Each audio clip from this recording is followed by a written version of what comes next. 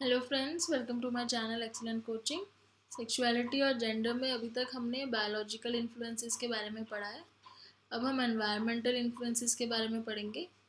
Environmental influences में ये बोल रहे हैं कि एक बार हमने एक स्टडी के बारे में बात की थी, अगर आपको याद हो, कि जिसमें मैंने बताया था कि जब वो इन्फेंट गर्ल्स जो थी, फीमेल इन्फेंट्स जो थी, वो शुरू शुरू में बहुत बॉयश वो करते थे, बिहेव करती थी, टॉम बॉयश, मतलब लड़कों की तरह बिहेव करती थी, क्योंकि प्री नेटल टाइम पे उनकी मदर ने कुछ इस तरह की दवाइयाँ ले ली थी जिसमें ऐसे हार्मोन्स रिलीज हो गए थे जो मेल्स में होते हैं। लेकिन जैसे जैसे वो बड़ी हुई, उनका जो रोल है वो चेंज होता गया, वो ज़्यादा फेमिनिन होती गई और उनको अपने रोल्स के बारे में पता चलता रहा। तो हम यहाँ पे यही कह रहे हैं कि अगर वो उस एंड्रोजेंस हार्मोन के एक्सपोज हुई भी थी, तो भी बाद में उनको अपना रोल समझ में आने लग गया, मतलब उनका रोल रिवाइज हो गया, उनको समझ में आ गया कि उनको फेमिनिन होना चाहिए ज़्यादा। मे भी हो सकता है कि एक्सपोजर की वजह से या सोसाइटी के प्रेशर की वजह से। तो कह रहे हैं कि इसका मतलब यही हुआ कि बायोलॉजिकल फैक्टर्स तो होते ही हैं, लेकिन एनवायरमेंटल फैक्टर्स का भी असर होता है। अब जैसे कुछ कल्चर ऐसे होते हैं जिसमें कुछ रोल्स मेल के लिए होते हैं, कुछ फीमेल्स के लिए होते हैं। आपने देखा ही होगा कि कुछ ऐसे स्पोर्ट्स होते हैं जो सारे कल्चर में हमें लगता है मेल्स ही खेलते हैं, और कुछ ऐसी स्पोर्ट्स होती हैं जो फीमेल्स ही खेलती हैं। तो रोल अलग अलग होता है हर तरीके से। तो जेंडर रोल्स बोलते हैं हम जिनको। The pressure can be brought to bear on a person who does not conform to this. अब जो इन जेंडर रोल्स के जो एक्सपेक्टेशंस हैं उसके अकॉर्डिंग कंफर्म नहीं करेगा, तो उसको बहुत ज़्यादा कह सकते हो कि बहुत डिफ़िकल्ट हो जाएगा उसके लिए उस कल्चर में रहना। जो एक फ़ीमेल होके फ़ीमेल वाले रोल्स ना करे, फीमेल की तरह हाउस होल्ड वर्क ना करे, तो आप खुद ही सोचो हमारी अपनी सोसाइटी में अगर कोई फीमेल हाउस होल्ड वर्क ना करे तो उसके उसको लोग किस तरीके से देखते हैं। तो ये वही कह रहे हैं कि इन्वायरमेंट का इतना ज़्यादा प्रेशर होता है, कल्चर का इतना प्रेशर होता है कि बायोलॉजिकल इन्फ्लुएंस भी कहीं ना कहीं दब जाते हैं। बहुत एक्सपेक्टेशंस होती हैं हमारी दूसरे किसी जेंडर से। वेस्टर्न कल्चर्स में क्या होता है, the pressure to be masculine is even greater. वहाँ पे तो मैस्कुलिन होने का प्रेशर बहुत ज़्यादा है। अगर कोई मेल है तो वो बिल्कुल भी फीमेल की तरह बिहेव नहीं कर सकता। फेमिनिन होने का इतना वो, masculine is greater than pressure to be feminine for girls. जैसे अब कोई लड़की है, अगर वो टॉम बॉयज बिहेव कर रही है, टॉम बॉय की तरह मतलब लड़कों की तरह कपड़े पहनती है, उसको गेम्स, लड़कों वाले जो थोड़े से हैवी और रफ गेम्स होते हैं वो खेलने पसंद है, तो इतना ज़्यादा बुरा नहीं माना जाता है। लेकिन अगर वहीं उसकी जगह पे कोई लड़का लड़कियों की तरह अगर बिहेव करता है, लड़कियों की तरह मतलब वो सॉफ्टली बात करता है या बहुत इमोशनल है, या वो उस तरह के गेम्स नहीं खेलता है जो बहुत रफ होती हैं, तो उसको सिसी बोला जाता है, जो कि बहुत इंसल्टिंग टर्म है वेस्टर्न कल्चर में। तो इसका मतलब ये है कि मेल हो, मैस्कुलिन अगर आप हो तो कोई बात नहीं, लेकिन फेमिनिन नहीं होना चाहिए। तो इस तरीके से क्या है कि कल्चर के बहुत अपने अपने बायस हैं हर एक कल्चर के, और उस वजह से हम अपना खुद की, क्योंकि हमारे से एक्सपेक्टेशंस हैं कल्चर की, लोगों की, सोसाइटी की, तो हम अपने आप को बदलना शुरू कर देते हैं उस एक्सपेक्टेशन के अकॉर्डिंग, जिसको जेंडर टाइपिंग हमने ऊपर पढ़ा था। जो हमारे पेरेंट्स ही हमें सिखाना शुरू कर देते हैं शुरू से ही, कि तुम लड़की हो, तुम्हें ऐसे नहीं बोलना चाहिए, तुम्हें ऐसे नहीं करना चाहिए, तुम लड़के हो, तुम्हें रोना नहीं चाहिए, तुम्हें इस तरह के काम नहीं करने चाहिए। तो ये सब चीज़ें तब से ही शुरू हो जाती हैं जब हमारे पेरेंट्स हमें सिखाना शुरू करते हैं। धीरे धीरे हम बाहर जाके देखते हैं कि लोग भी ऐसे ही बिहेव कर रहे हैं। So they also show that fathers are almost always more concerned about their sons showing male gender behavior. तो फादर जो होता है ना, उसको बहुत कंसर्न होता है कि मेरा बेटा लड़कियों की तरह हरकतें ना करे, वो लड़कियों की तरह हंसे ना, लड़कियों की तरह घूमे ना। तो ये क्यों, क्या है, ये हमारे कल्चर की वजह से है, ये हमारे एनवायरनमेंट की वजह से। कल्चर एंड जेंडर में a person's culture is also environmental influence. Although initial cross-cultural studies suggest that cultural differences had little effect on gender roles. कह रहे हैं कि कल्चर का भी बहुत फ़र्क होता है, काफ़ी क्रॉस कल्चरल स्टडीज़ करी गई हैं, अलग अलग कल्चर की स्टडीज़ करी गई हैं, जिसमें देखा जाता है कि कल्चर का बहुत इफ़ेक्ट पड़ता है किसी एक इंडिविजुअल पे उसके जेंडर रोल्स को डिसाइड करने के लिए। Culture that are more individualistic, दो तरह के कल्चर यहाँ डिस्कस किए हैं। एक होता है इंडिविजुअलिस्टिक कल्चर, जो मैंने डिस्कस कर रखा है पहले आपसे, मैं फिर से बता देती हूँ। इंडिविजुअलिस्टिक कल्चर होता है जहाँ पे एक सिंगल इंडिविजुअल को ज़्यादा इंपॉर्टेंस मिलती है, वो हमेशा सेल्फ सेंटर्ड इंडिविजुअल होता है, जो बहुत हाईली, जिसकी सेल्फ हाई सेल्फ एस्टीम होती है, या उसको जब वो कुछ अचीव करता है, जब वो कोई अपना कोई गोल अचीव करता है लाइफ का, तो वो अपने आप को ज़्यादा क्रेडिट देता है। कलेक्टिविस्टिक कल्चर होता है जो इसका उल्टा है, जैसे हमारा इंडिया का कलेक्टिविस्टिक कल्चर है। हम यहाँ पे अपने ग्रुप को लेके चलते हैं, अपनी फैमिली को साथ लेके चलते हैं, हम अकेले अपने बारे में नहीं सोचते हैं। हम कोई भी डिसीजन लेते हैं तो अपनी फैमिली के बारे में पहले सोचते हैं, और अगर हमारी कोई अचीवमेंट पूरी होती है, हमारा कोई गोल पूरा होता है, तो उस केस में हम क्या करते हैं, अपनी पूरी फैमिली को क्रेडिट देते हैं कि मेरे मम्मी ने मेरी हेल्प की, मेरे पापा ने मुझे सपोर्ट किया, इस तरीके से। तो हमारा कलेक्टिविस्टिक है। तो ये कह रहे हैं कि कल्चर जो इंडिविजुअलिस्टिक होते हैं ना, उनके बहुत ही हाई स्टैंडर्ड ऑफ लिविंग होते हैं, especially for women in those culture. And research has also shown that more traditional views seem to be है। और जो कलेक्टिविस्टिक कल्चर होते हैं, जैसे हमारा एशियन कल्चर कलेक्टिविस्टिक है, यहाँ पे ट्रेडिशनल चीज़ों को ज़्यादा प्रेफरेंस दी जाती है, ट्रेडिशनल। तो मोर ट्रेडिशनल व्यूज़ होते हैं वुमेन को ले, जेंडर रोल्स को लेके। Other studies have found that most non-traditional ideas about gender role and gender behavior are found in countries। अब कुछ ऐसी कंट्रीज मिली हैं जिनके ट्रेडिशनल आइडियाज़ नहीं है बिल्कुल भी, जैसे इन्होंने नाम लिखे हैं नीदरलैंड, जर्मनी, इटली, इंग्लैंड, ऐसे बहुत सारे इन्होंने कैसे क्रॉस कल्चरल स्टडीज़ करी है। तो कुछ ऐसी कंट्रीज़ भी मिली है कि जिनके कोई ऐसे ट्रेडिशनल कोई व्यूज़ नहीं है जेंडर रोल को लेके या जेंडर बिहेवियर को लेके।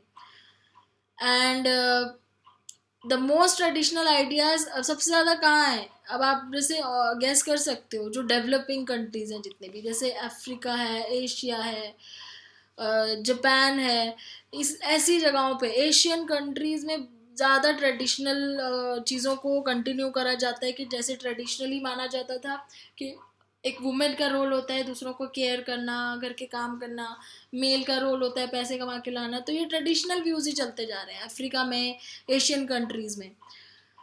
और जो यूएसए वगैरह है, जहाँ पे जो इंडिविजुअलिस्टिक सोसाइटीज़ हैं, जो ज़्यादा मॉडर्न सोसाइटीज़ हैं, उसमें थोड़े थोड़े रोल जो चेंज हो रहे हैं, जेंडर रोल्स चेंज हो रहे हैं, क्योंकि अब फीमेल्स भी बहुत ज़्यादा वो हो गई हैं, करियर ओरिएंटेड हो गई हैं, तो जेंडर रोल चेंज हो रहा है वहाँ पे भी। तो बायोलॉजी का, एनवायरनमेंट का, कल्चर का, तीनों का ही हमने देखा कि तीनों का ही इन्फ्लुएंस होता है हमारे जेंडर रोल्स के ऊपर।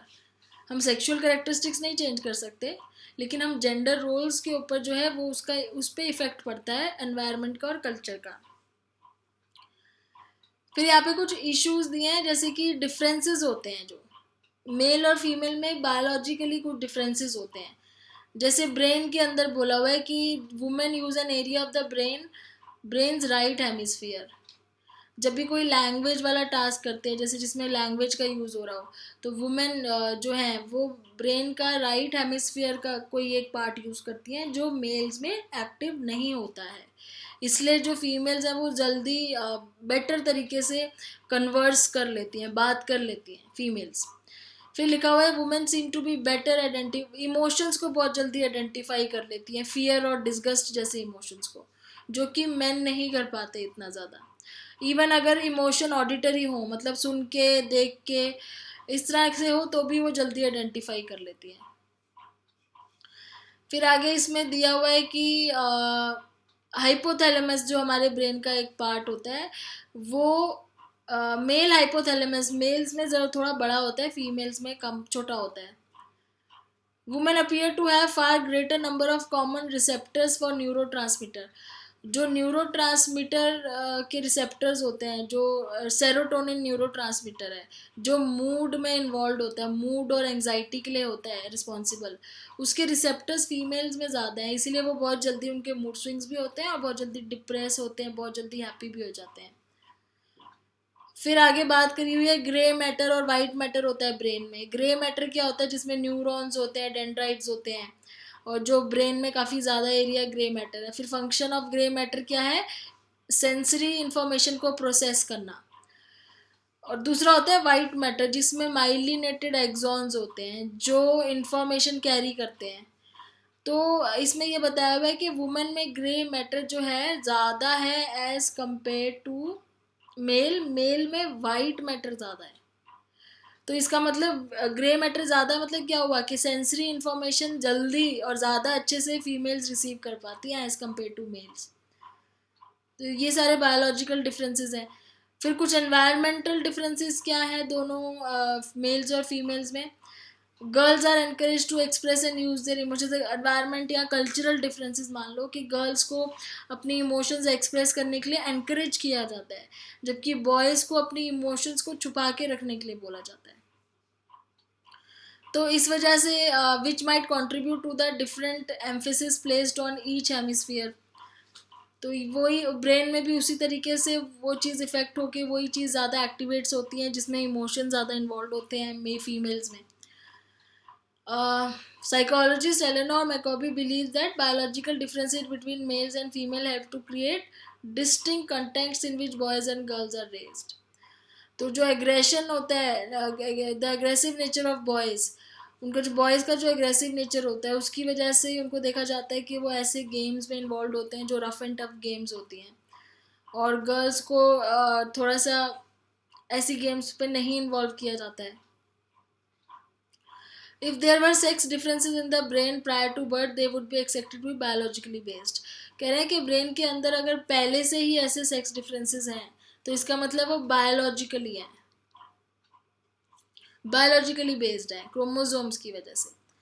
तो अभी तक हमने जो पढ़ा है उसकी समरी है कि फिजिकल सेक्स करेक्टरिस्टिक्स जो है are not as same as gender. मतलब फिजिकल सेक्स करेक्टरिस्टिक्स फिजिकल होते हैं और जेंडर साइकोलॉजिकल होता है। Embryonic undifferentiated gonads develop into male and female sex organs. तो जब बच्चे एम्ब्रियो होता है जब, तो उसमें male and female sex organs जो होते हैं वो दोनों ही होते हैं, और कौन सा डेवलप होगा वो किस पे डिपेंड करता है, क्रोमोसोम पे और हॉर्मोन्स पे। प्राइमरी कौन से होते हैं सेक्सुअल करेक्टरिस्टिक्स, फीमेल के वेजाइना, यूट्रस, ओवरीज, मेल्स में penis, testicle, scrotum and prostate gland. Secondary sex characteristics कौन से होते हैं, फीमेल में breast enlargement, widening of hips, pubic hair, fat deposit on buttocks and thighs. Male में deepening of voice, facial and chest hair, pubic hair, coarser skin texture, increase in height. की concept हमने क्या पढ़े, gender role के बारे में पढ़ा जो हमारी कल्चरल एक्सपेक्टेशन होती है मेल और फीमेल से। जेंडर टाइपिंग पढ़ा, process by which people learn gender role, and gender identity पढ़ा, sense of being male and female. उसके बाद जेंडर को इन्होंने डिफाइन किया हुआ है कि साइकोलॉजिकल एस्पेक्ट होता है जिसमें हम या तो मैस्कुलिन या फेमिनिन एक साइड पे होते हैं। बायोलॉजिकल इन्फ्लुएंसेस इसमें होते हैं क्योंकि हमारे जेनाइटल्स, हमारे अंदर के हार्मोन्स और ब्रेन का स्ट्रक्चर डिफरेंस होता है, दोनों डिफरेंट होते हैं। तो बायोलॉजिकल इन्फ्लुएंस। एनवायरमेंटल इन्फ्लुएंस कैसे होता है, क्योंकि हमारे से एक्सपेक्टेशंस अलग अलग होती हैं। और कल्चरल इन्फ्लुएंस क्यों होता है, क्योंकि इंडिविजुअलिस्टिक कल्चर और कलेक्टिविस्टिक कल्चर के अंदर ट्रेडिशनल और नॉन ट्रेडिशनल रोल्स प्ले किए जाते हैं। तो इसका क्विज देख लेते हैं इस वीडियो को एंड करने से पहले।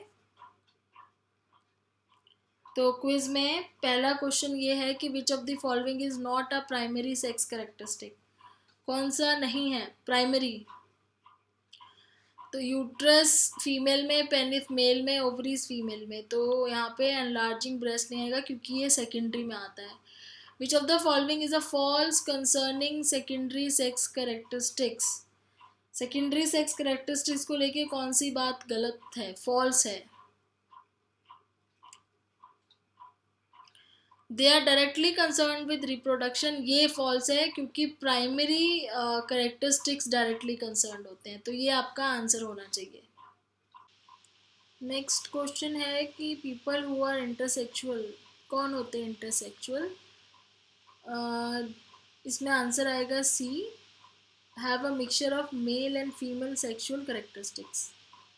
उसके बाद the development of a person sense of being male और फीमेल इज कॉल्ड। तो अपने आप को एज अ मेल और फीमेल पहचानने को हम क्या कहते हैं, जेंडर आइडेंटिटी।